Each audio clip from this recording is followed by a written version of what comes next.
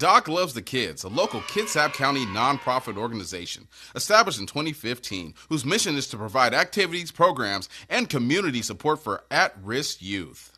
They put the you in community. Doc Loves the Kids.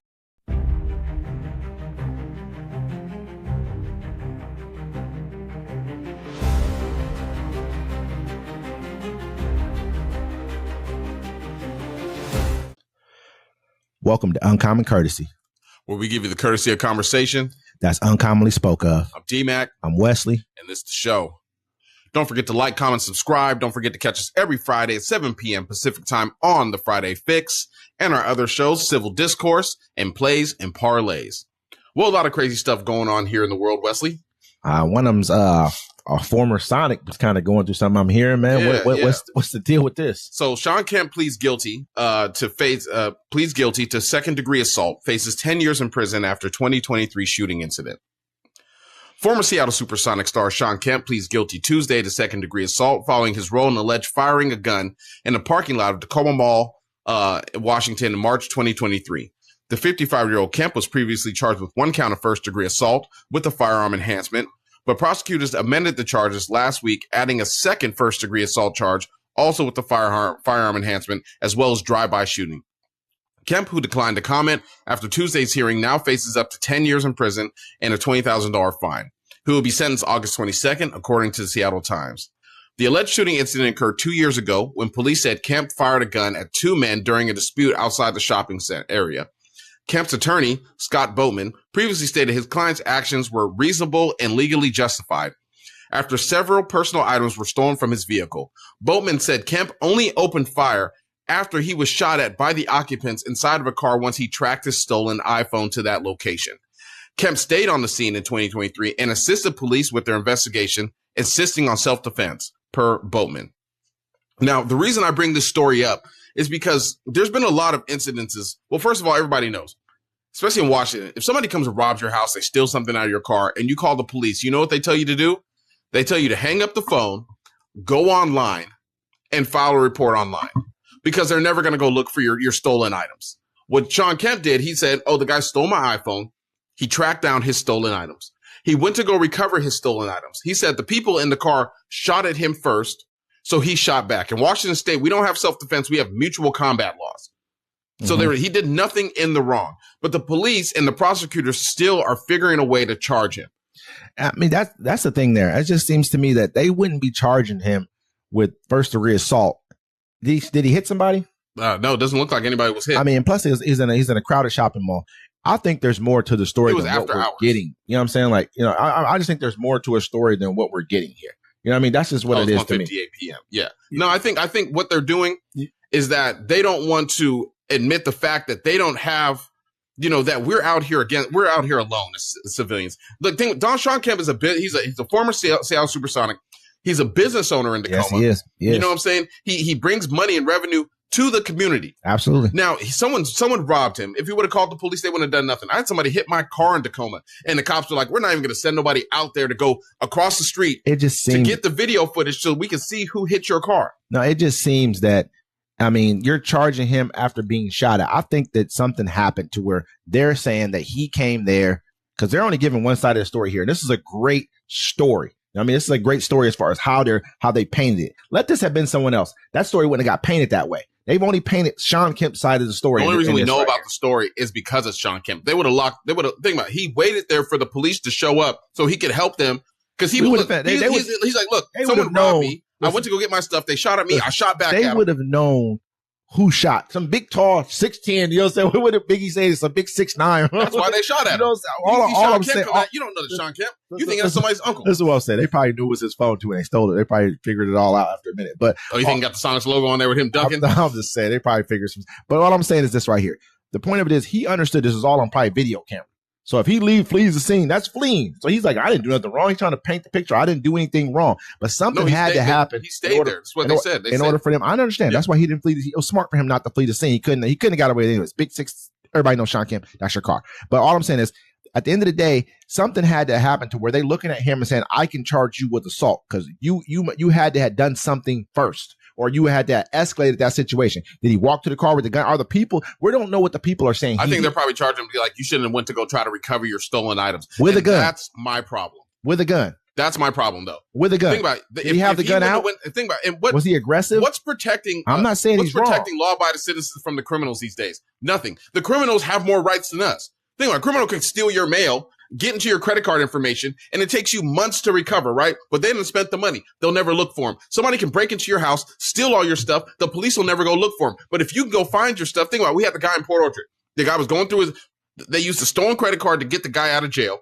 The cops should have caught that. And as soon as the guy got out of jail, what did he do? He started driving up and down neighborhoods, stealing mail. Went right back to what he's doing. The one guy caught him stealing mail, and it's bigger than the mail. It's about being a victim. So he shot at the car, and he had to go do time. Shot at the car over stealing mail. But when do I have to stop being? So, okay, they can steal my mail. Car. They can I'm not saying, car. listen, I'm not saying. I spoke to a sheriff. I spoke to a sheriff the other day. I mean, listen, you can't. Listen, if a person steals a yard sign, you got a yard sign. Say you got like a vote for whoever yard sign in your yard. Person comes to your yard, take the yard sign. Is it okay to kill him over that? Okay, what if it's your grandma's Social Security check? We don't know what's in there. We don't know if it's Social Security. Insulin was coming in the mail. All I'm saying is this right here. What if your insulin was coming in the mail? When do we get to stop being victims? There's more laws. So kill. We should go to killing now. Go to killing over mail. I'm not saying Sean Kemp was wrong. This isn't me saying Sean Kemp was wrong. I want you guys to understand that. I don't think he was wrong. I don't think he was wrong for trying to go to recover his stuff. However, that's called vigilante justice at the end of the day. Well, if you start everybody get the vigilante, I want to be a vigilante. Can I be a vigilante? Is it a vigilante to defend yourself and go get your back your stolen arm? Because that's not defending yourself. That's not defending yourself. It would have been defending himself had the people would take the stuff from him at the scene and he blazed down at the scene right there. That's defending yourself. Defending yourself is not, I see where these cats is at right now. I'll pull up on them right now and go get my stuff. With the burner, he got the burner, right? Well, Did he have you in Tacoma. Why wouldn't you have the burner? I'm not saying he's wrong. Why wouldn't you in Tacoma? This is not me saying that he should not have had his gun. He should have. However, if you go to the scene where you know people are at and confront them with the burner, and then actually it's a shootout. I mean, they robbed him in the first place, right? Right. Then you come back to get your stuff. No one else is going to help you get your stuff. I know the police They didn't rob him. They stole from him. It's a difference between robbing somebody and stealing from somebody. Correct. I want people they to know still that. Stole from him. You know what I'm saying? They stole from him. And he has it on camera, them stealing from him because it was outside of his business. He located the phone. He's going back to get his stuff. Why didn't he call the police? I tell the police to go get it. No, you can't. What the police are going to do? They'll be like, don't do anything. We're too, especially in Tacoma, they're too busy to go get your stuff back. File a report online. Listen, and hopefully we catch one of the idiots trying to pawn it, or we catch it on him on another. I agree. Crime. I just don't think that. I think it gets to a point to where anybody can look. Remember the one lady who was an Uber driver, and she went to the old man's house, and he was like, "Oh, someone's trying to because I guess somebody had called him and tried to get him to get his kid or something from something." Remember the one we were talking about? That was a case. A guy had was called and said his nephew was in jail for something, and an Uber driver just so happened to come to his house, a black lady. He ends up shooting the black lady. Oh, remember that, man? I mean, so at some point in time, we got to start looking for. Everything's not like. You know what I mean? Everything's not just so black and white where you can gun somebody down for anything. This ain't the Wild Wild West. This is the problem with America. You understand? There's a map out there, right? Where a lot of countries. What about the story about the guy? He was outside doing his lawn and his neighbor shot him. Yeah, that's different. They took the guy to jail eventually. No. He's still inside of his house. I don't know more. Remember, they went and got him out. I remember the story. Yeah, they went and got him out. They finally got him out? Yeah, they got him out of it. But he was barricaded into the house. I understand if I'm the police. I'm not coming there. You got to burn the whole house down. You burn the house down. Remember the guy in California? He was a police officer, and he was mad at the other cops because they were doing dirty stuff. They fired him, so he went and killed one of the police officer's kids. They manhunted him down, found him in the mountains. He wouldn't come out the house. What did they do? They burned down. Burn the house down. But that's a lone house by itself. You can't burn down a house. I watched it on the helicopter. All I'm saying is this right here. Look, they can blow Negroes up with robots. You know what I'm saying? But everyone else gets drop bombs on their houses and everything. But Sean Kemp goes to get his stuff back. I'm just saying. Sean Kemp goes back to get his stuff. He goes back to get he's comparing blowing him up for the dude up who killed the 6 police. I'm mad that they blew dude up too, because I think but at the point of it is you compare the dude who they blew with the robot dog to Sean Kemp and his cell phone, brother. I'm just saying that. You know what I mean? When do we have to stop being victims? Why do the criminals have more rights than us? Think about it. In California, I'm not saying it shouldn't happen that way. I don't agree, bro. In California, they got the law where if someone breaks into your house, you're supposed to run out of there and flee. You can't even defend yourself. What are we doing as a society? Yeah, you know what I'm saying? Don't get me wrong. You're right.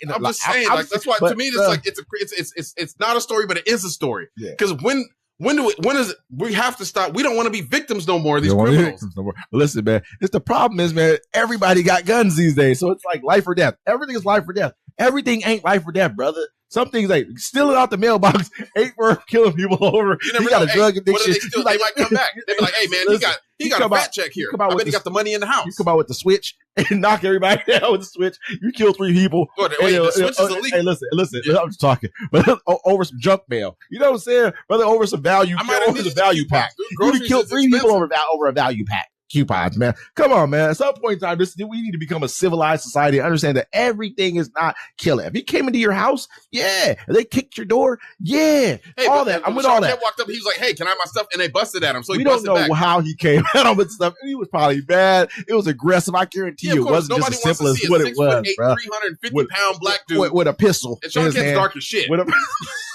Black as shit. That don't make it no different, brother. He look like the genie from the original Aladdin show and shit.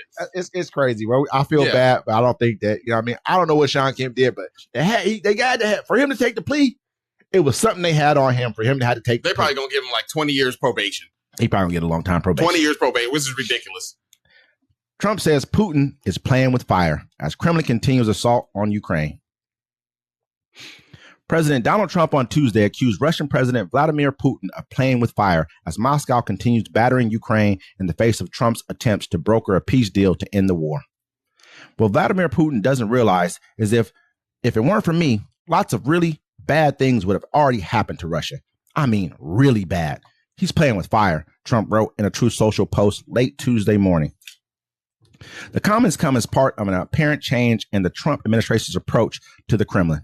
While Trump spent the better part of his second administration leading Putin a more sympathetic view while falsely blaming Ukrainian President Volodymyr Zelensky for triggering the years-long war, he seemingly reversed course on Sunday, unleashing a tirade on Putin in which he called the Russian leader absolutely crazy. I've always had a very good relationship with Vladimir Putin of Russia, but something has happened to him, Trump said on Sunday, adding that if Putin continued pursuing his war on Ukraine, it would lead to the downfall of Russia.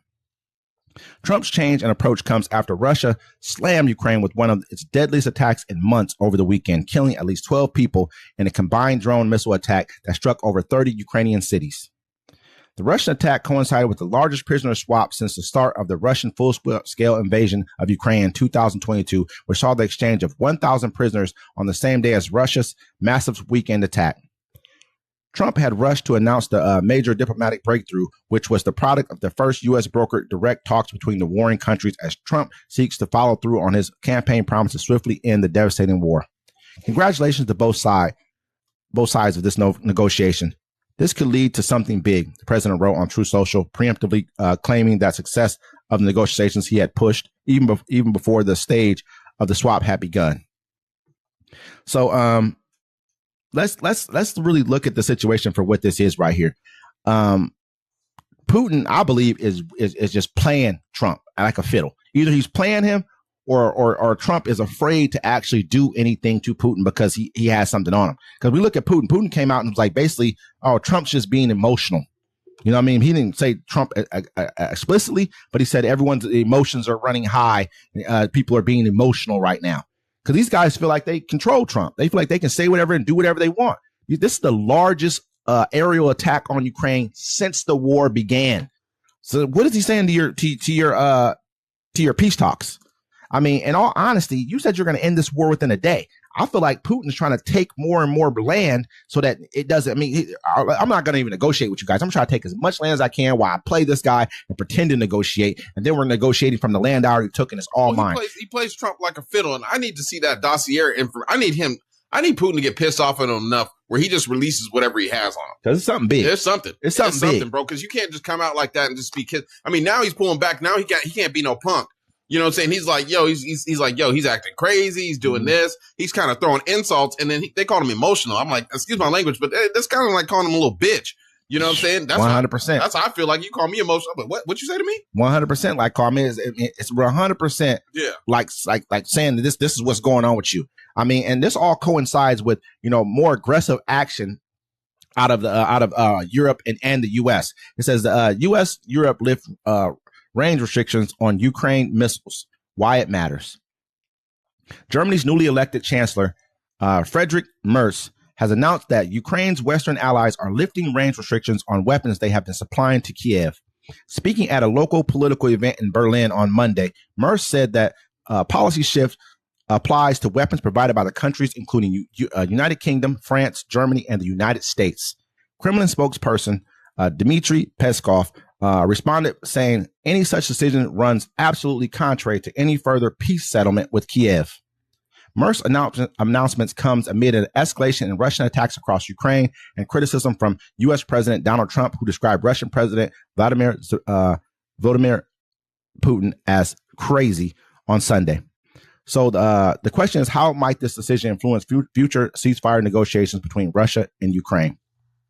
So basically, they're saying that they can strike wherever target in Russia now that they wanted to. In the beginning of the war, this has been the thing. Everyone is really the problem is everyone thinks that Ukraine has just been getting battered and beaten and it's all bad. It's because they weren't allowed to use any weapons that they got from any of the European countries or the United States outside of their previous borders. So basically, that's like saying, we're going to give United States, you guys got weapons, you're fighting Mexico, but you can't use any of the weapons outside of Texas, Arizona, or, or California. They have to cross over into your country before you can shoot at them. So all Russia was doing was basically sitting back in Russian territory and lobbing strikes into Ukraine. So you're getting hit and you can't fight back until they come into your property, until they come into your land.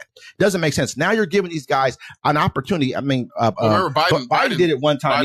Biden did it once a while back. You know what I mean? But now they're saying, hey, we're going to use all the weapons now. Strike how you want to. Because they obviously see this guy's playing a game with them. Okay, you want to play games? Cool. Go ahead and strike and do what you want to do. Take back land. Hit him where it hurts. That's what they needed to been do. But I wonder how Putin is going to respond to this. He's going to respond. He's going to go crazy, bro. Like, look, as soon as they start hitting Moscow, like hard, because they hit Moscow before. And then what they do? Remember they dropped that weird bomb? Forget what that bomb was. It dropped. It came out into a bunch of different parts. He was trying to show off some. It was like the first, like, I forget what it was, like ballistic, something kind of missile that they have dropped like that ever. But they're not supposed to, and those bombs are not, I think I know what you're talking about. It's a missile. They're not supposed to drop those, though, because it's like mass casualty stuff. Yep. But I mean, like, what does he have to lose? First of all, his health is declining. His country, he's lost a lot of soldiers. They've already found Chinese soldiers at the front, Ukraine. They found North Korean. They found North Korean. I'm sorry about that. No, they found North Korean and they found Chinese. Yep. You know what I'm saying? Facts. So, I mean, it's the beginning of World War III. I don't know how America's going to fare in this because, I mean, our military's. We're gonna, man. I'm gonna tell you who got a problem. It's Putin. You already lost 1 million people or whatever. You're the one who's gonna have a problem. Not really, because with desperate people with a superpower, you're not gonna just not fire your nukes. I mean, at the end of the day, they've already threatened it multiple times. This is what I'm gonna say. Your economy's cratered. You've lost 1 million people. You've lost the support of your country at that point in time. So if I'm wealthy and I'm in your country and I see blood, I see you look like lunch meat to me right now, Putin. Yeah. If the world turns against you, Europe turns against you. I mean, what do you think? Okay, and people are still buying stuff from him. Europe still buys things from Russia right now. Oh, cut it all the way off. We're not buying nothing from you. Once you use nukes, who else do you lose? You lose China. China's not trying. They already told them if you use nukes in this war, we're done. We're out. Yeah, they're not trying to go make China's economy will crater if the world went to all out war. China's economy is built around manufacturing. Yeah, everyone eats off of manufacturing. Well, I mean, the war it's inevitable now. You know what I'm saying? Like I just need to see the evidence. I need to see the evidence because it's going to happen as soon as Trump says something super derogatory. Because he's been this is the first time I've actually seen him actually say something about him. Yeah. Where I'm like, that's kind of insulting, but they called him emotional. Tomorrow morning, by the time you see this, he'll probably say something worse. Because what Trump is, one thing he's not going to do is take an insult. Because that man ain't got, and all they got to do is just say it to him in a press conference. All you have to do is just drop it out to him in a press conference. Like, hey, Trump, did you hear he said this about you? He called you emotional. And boom. That's all it really takes with Donald Trump, man. So I think this is going to escalate as well, especially when what if they drop the P video? What if the P video is real? And they got the video of him getting peed on in a hotel inside the bed that Obama stayed in. Would you still support your president? Of course they would. They would make up us. They say it was AI. They'd say all kind of stuff. I think he has worse stuff than that. Yeah, I think he probably got an Epstein video. I mean, I won't say it with not even him. Say it's something else that has to do with those type of actions. And I don't want to go too, but I mean, just per se, who knows? I'm alleged. They talk about they're supposed to release that Epstein stuff, and you see it never came out. Yeah, because you know who's all in it. Because if he wasn't in it, he would have dropped it and been like, look what I did for the American people. Da da da da da da. They're trying to cover it up with a lot of other things. But we're going to figure out how that turns out. I got one more for you right here. Trump departing reality TV couple convicted on federal fraud charges. President Donald Trump Hold on. Okay, go. Because you went too quick into it. You was like, hold on, I got one more for you. And then bow, bow, bow. Start from the beginning? Yeah, you're good. Yeah, I can edit that. Trump departing reality TV couple convicted on federal fraud charges. President Donald Trump called two of the children of imprisoned reality television couple Todd and Julie Crisley from the Oval Office on Tuesday, informing them of his plans to pardon their parents as soon as Wednesday.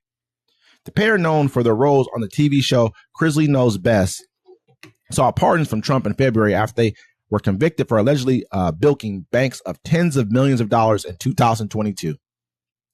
A judge had handed down a sentence of 12 years for Todd Crisley and 7 years for his wife, Julie Crisley, in November 2022, after an Atlanta jury found them guilty of fraud, tax evasion, and conspiracy to defraud the United States following the weeks-long federal trial. A White House official told NBC News that Trump will sign the pardons only once they are ready, likely within 24 hours. Trump told two of the children, Savannah and Grayson Crisley, on the phone that he planned to pardon the couple. It's a terrible thing, but it's a great thing because your parents are going to be free and clean, Trump said during the phone call. We'll try to get it done tomorrow. So give them, but give them my regards and wish them a good life. Grayson Crisley responded saying, Mr. President, I just want to say thank you for bringing my parents back. White House spokesperson Harrison Fields said in a statement that Trump is always pleased to give well-deserving Americans a second chance, especially those who have been unfairly targeted and overly prosecuted by the unjust system. They was found guilty of, like they said, bilking out of tens of millions of dollars. You know what I mean? Like they show. That's the whole thing. Look, they had that dinner for the crypto stuff, right? Mm-hmm. And recently he's been trying to cover it up because he just took some Chinese communist money. He took money from everybody. He took money from everybody, which is it's a grift. $400 million. Keep like telling $400 million. Look, everything is up for sale these days. There is no more laws. There's no more corruption laws. You can do whatever you want. These people, I remember watching this on the news. They got convicted. I think, or they took the charge. They knew they did wrong for taking tens of millions of dollars. But he's like, hey, he don't care. He's like, why should you sit in jail for something I'm doing right now? Everyone's doing it. I mean, you don't want to make everyone live. I think they broke him some bread. That's what I think. I think all these people gave him some money because there's another guy right here. Trump says he's pardoned a Virginia sheriff convicted on bribery charges. Yeah. You know, President Donald Trump said Monday that he's pardoning a former Virginia sheriff who was sentenced to 10 years in prison after a jury convicted him on federal bribery charges for deputizing several businessmen in exchange for cash payments. Former Culpeper County Sheriff Scott Jenkins, 53, was found guilty on fraud and bribery charges and sentenced in March. But on Monday, Trump posted on his social media platform, Truth Social, that Jenkins and his family have been dragged through hell by a corrupt and weaponized Biden DOJ. This sheriff is a victim of an overzealous Biden Department of Justice and doesn't deserve to spend a single day in jail. He's a wonderful person who was prosecuted by the radical left monsters and left for dead, Trump said in the post. He will not be going to jail tomorrow, but instead will be having a wonderful and productive life. Messages seeking comment were left with Jenkins' lawyer. The U.S. Attorney's Office for the Western District of Virginia was closed for the Memorial Day holiday. Jenkins, in the latest pardon Trump has given to loyal supporters, in April he pardoned Nevada Republican Michael Fiore, who was awaiting sentencing on federal charges that she used money meant for a statue honoring a slain police officer for personal costs, including plastic surgery. This dude is crazy, bro. Nah, man, that's the thing about it. Anybody they showed you with the January 6th stuff, right? Wow. Do it in my name. I'll let you go. He's like, do stuff like this, and I know somebody that knows you. Kick me 100,000. Kick me 200,000. Kick me $1 million. I'll get you people out of jail. Think about when somebody commits a crime in his name and kills a couple people, and he pardons them right then and there. But he ain't let Chavez out, so I'm like, cool. You know what I'm saying? The homeboy, I think they got, man. Give him a minute. Give him a minute. Let him cook. They let him cook for a minute, man. I think he's gonna let all these people out of jail. You know, and my whole warning to everybody here in old America, you know what I'm saying? The best thing you can do is stock up on guns and bullets and be ready when the shit turns. That's all you can do. Because look, corruption is no longer a thing. It's all about who can pay the money to get out. All right. There's no moral. America's never really been a moral country. We had a facade of a moral. It's a facade of a moral world country. You know what I'm saying? Yeah. Remember when he got rid of that bill? I mean, so that it's no longer illegal for businesses or American-based businesses to bribe foreign governments. I mean, everything's for sale, and you guys are pretending like it's not. You're defending. Like, they came at him for the Egypt stuff, and he's like, "Oh, we'll just get rid of that. Drain the swamp." Yeah, thought we was draining the swamp. No, I mean, the swamp is him. He is the swamp. This is the biggest swamp we've ever had to tread through ever in our lives. They drain the swamp so they can build a Trump Tower. And with that, this is Uncommon Courtesy. We're gonna see you next time.